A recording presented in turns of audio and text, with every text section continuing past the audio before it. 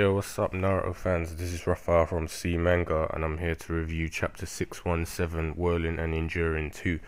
And I have to say, I found this chapter a lot better than last week's chapter. Not to say last week's was bad, but um, more people were involved in this one, and there was a lot more like explanation stuff like that, which I found interesting to read. Even if we kind of, I think we said a few things or predicted a few things about this before, but yeah, it's nice to like see it, officially stated in the chapter. Um, Lee had a little bit of a spotlight at the beginning. We see him, obviously, he's distressed or upset over Neji's death, which is understandable because they've been rivals since back in, part one for a time. He thinks of a flashback or when Neji was saying to him, you're too weak to fight me, give up and find another rival. And he also thinks of a time before that when Neji was actually, the one to say, Lee, let's train hard and everything so we can fight each other seriously and compare to see which fighting style is stronger, mine or yours. So he's having pretty much similar thoughts to Naruto last chapter. He's going to keep Neji in his heart, and then he gets his resolve back, and Naruto pretty much walks past him and taps him and gives him a chakra power up. So everyone's becoming Super Saiyans. As we see in this chapter, Kakashi also has chakra, the Kyuubi's chakra as well, and it's Super Saiyans all around. We also see that he feels that it's a lot more stronger than before, and what this means was that he had used the Kyuubi's chakra before, but it was a smaller amount. He remembers his conversation with Shikamaru's dad, who asked him how you could use Kaimuri so often, and he said that, was it because you received Naruto's chakra?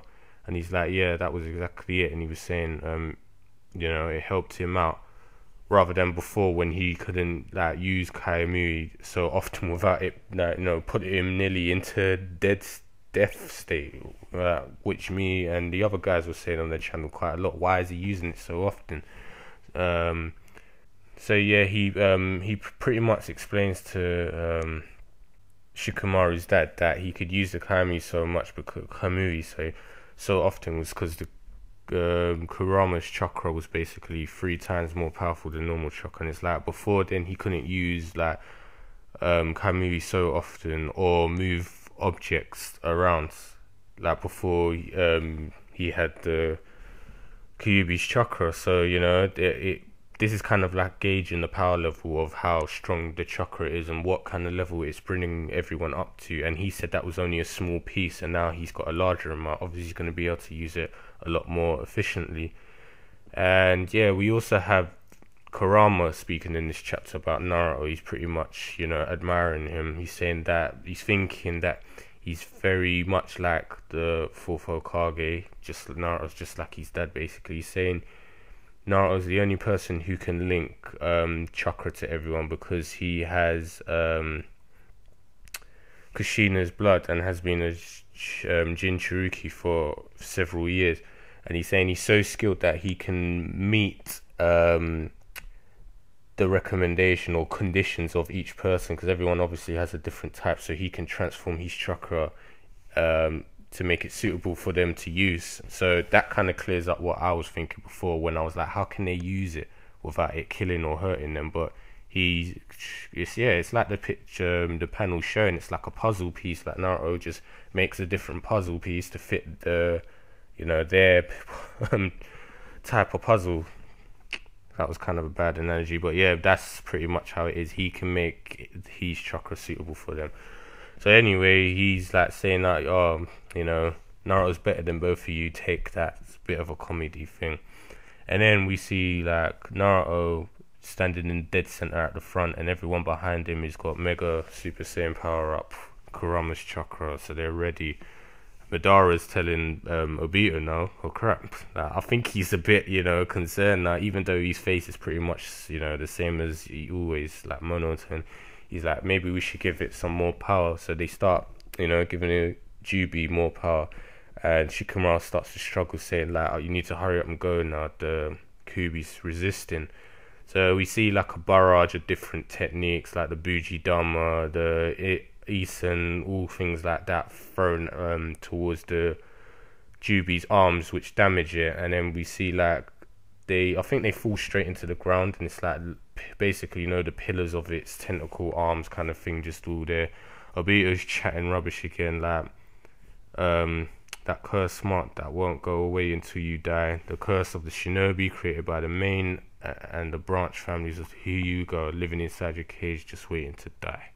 He's like, that's a nice suggestion, like the brat you just let him die in vain. So, you know, he's just mocking again as usual with his poetic crap. And then Naruto's pretty much peace, saying Neji's will, you know, it will never die or some crap like that. It isn't dead yet.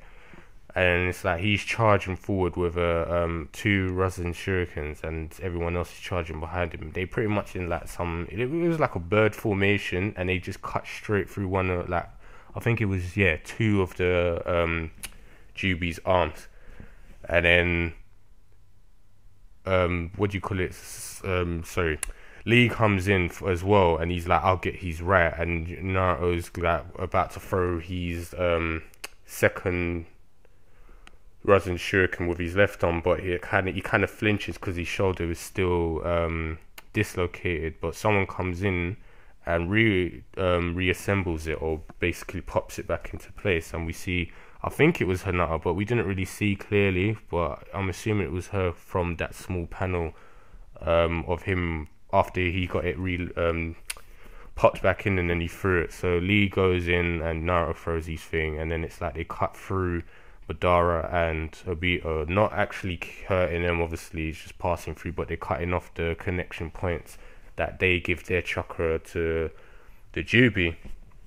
So yeah, they've cut that, basically taken away the Jubi's, you know, sort of power source. And then Naruto ends it off like, unlike you, I don't want to cut off the bonds I made, and I'm not going to let others who want to cut theirs off with me do it either. And then we see Sasuke in the same picture, so obviously that was to do with him.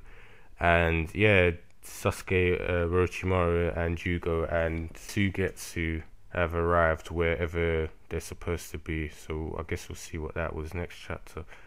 But yeah, this chapter, I know I spoke a lot, but yeah, quite a bit did happen, and I enjoyed it a lot more than last week because, you know, more people were shown. There was, as I said, there was a lot more explanation about just the whole Kyuubi's chakra, why Kakashi could use Kamui so often, and certain other things. It was really, really good. And I said, I'm liking how they're chopping through the Jubi with their Super Saiyan aura like so easily. Everyone's getting like 3 times the strength or power they had before. And yeah, it seems like this is starting to go in their favor. And I guess the other thing I want to see is where Sasuke and them lot are going. Who are these people that will give him the answers that he's been asking for several chapters ago?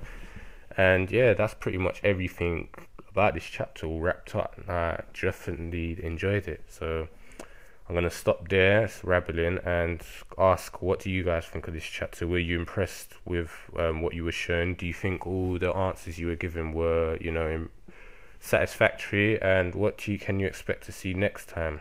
And also, if you like the video and the chapter, leave us a like because it helps us out, and subscribe for more content in the channel, and I'll speak to you guys next time.